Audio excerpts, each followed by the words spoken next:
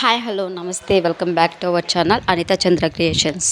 ఈరోజు మన వీడియో ప్రెగ్నెన్సీలో చాలామంది ఫేస్ చేసే ప్రాబ్లం ఏంటంటే హిమోగ్లోబిన్ బ్లడ్ అనేది తక్కువగా ఉంది అని చాలామంది ప్రాబ్లం అయితే ఫేస్ చేస్తూ ఉంటారు కదా. అటువంటి వారి కోసం మనం ఈ వీడియో చేయడం జరిగింది.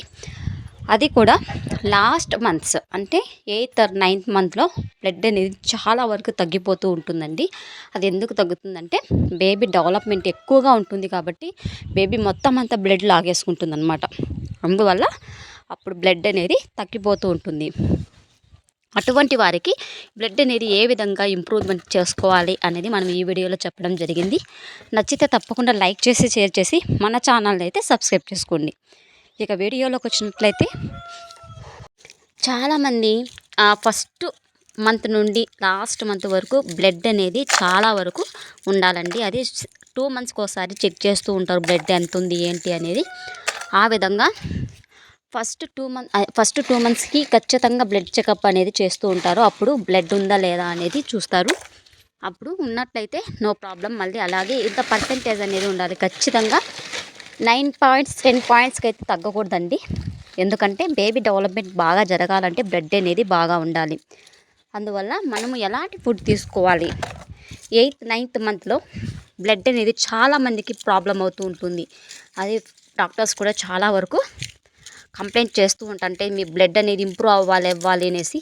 అలాంటి వారికి ఎలాంటి ఫుడ్ తీసుకుంటే బ్లడ్ అనేది ఇంప్రూవ్ అవుతుంది అనేది మనం ఈ వీడియోలో తెలుసుకునేద్దాం. చూడండి, ఫస్ట్ పాయింట్, హిమోగ్లోబిన్ బాగా డెవలప్ అవ్వాలి అంటే పచ్చని ఆకుకూరలు అనమాట.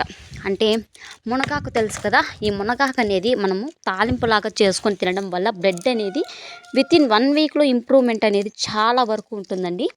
అది కూడా మనము బాగా వేపుడులాగా చేసుకొని ఆకు మాత్రమే తీసుకుంటే చాలా చాలా బెస్ట్.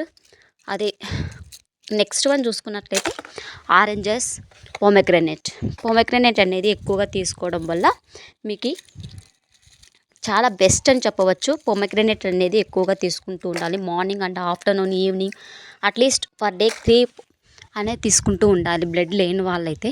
ఉన్నవాళ్ళు 1 dayకి 1 తీసుకున్నా కూడా పర్లేదు. అలాగే ఆరెంజెస్ కూడా బ్లడ్ ఇంప్రూవ్మెంట్కి బాగా యూజ్ అవుతాయి. ఆరెంజెస్ తీసుకోవడం వల్ల మనకి బ్లడ్ అనేది బాగా ఇంప్రూవ్ అవుతుంది. అలాగే ఇంకా నెక్స్ట్ వన్ చూసుకున్నట్లయితే ఏదైనా వెజిటబుల్స్లోకి డ్రై ఫ్రూట్స్ అనమాట, అంటే బాదాం, పిస్తా ఇలా ఉంటాయి కదా, వాటిని బాగా నానబెట్టుకుని జ్యూస్ లాగా చేసుకొని తాగడం అనమాట. ఆ విధంగా జ్యూస్ లాగా చేసి తాగడం వల్ల మనకి బ్లడ్ అనేది ఇంప్రూవ్మెంట్ అయితే జరుగుతుంది. అందుకే ఏదైనా డ్రై ఫ్రూట్స్ అనేవి జ్యూస్ లాగా చేసుకొని తాగాలి, అవి కూడా వెజిటబుల్స్లో. నెక్స్ట్ వన్ చూసుకున్నట్లయితే అంజీరా. ఈ అంజీరా అనేది పచ్చివి కూడా దొరుకుతూ ఉంటాయి. అవి తీసుకోవడం వల్ల బాగా డెవలప్మెంట్ అయితే జరుగుతుంది బ్లడ్ అనేది. ఇవి చాలా కాస్ట్ అండి. అట్లీస్ట్ ఫర్ డే 1 or 2 అనేది తీసుకోవాలి. అవి తీసుకోవడం వల్ల బ్లడ్ బాగా ఇంప్రూవ్ అవుతుంది. అలాగే పచ్చని ఆకుకూరలు మనము తక్కువగా దొరికే ఐటమ్స్ అనమాట. అంటే కోడిగుడ్డు, పాలు ఇలాంటివన్నీ బాగా తీసుకోవడం వల్ల బ్లడ్ అనేది బాగా ఇంప్రూవ్ అవ్వడం జరుగుతుంది.